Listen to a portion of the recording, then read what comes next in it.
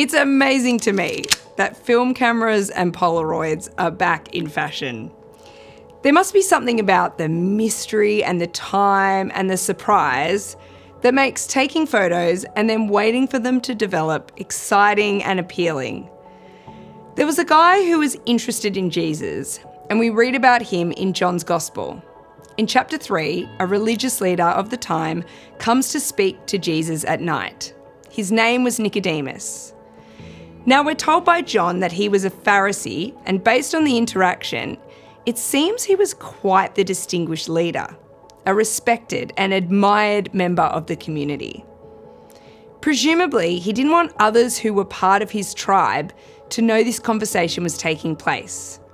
He wants to pull Jesus aside and ask questions without risking any kind of reputational damage to himself or to Jesus.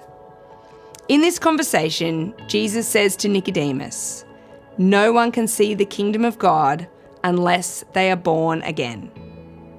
He explains that what is required is total transformation, a rebirth.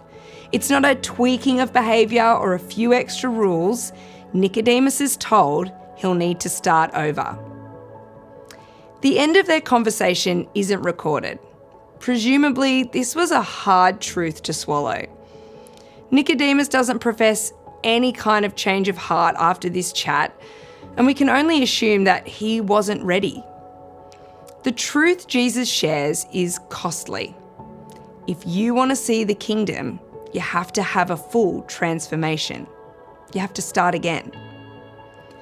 If you've been blessed with privilege, position, wealth, popularity, or influence, this is going to be difficult to accept. If you've made it to the front of the queue in life, then it's going to be costly to start over. It seems that Nicodemus needs a little more time to consider the words Jesus shares. Interestingly, when stakes are at their highest, Nicodemus appears again. Right when it would have been the most dangerous to step forward and align with Jesus, right when the disciples have fled and denied their affiliation, Nicodemus' name is mentioned. He and another secret follower of Jesus, Joseph of Arimathea, come forward to take Jesus' body down from the cross. After being tortured, humiliated, and killed by his own tribe, Nicodemus steps forward and aligns himself with Jesus. He generously and tenderly prepares Jesus' body for burial.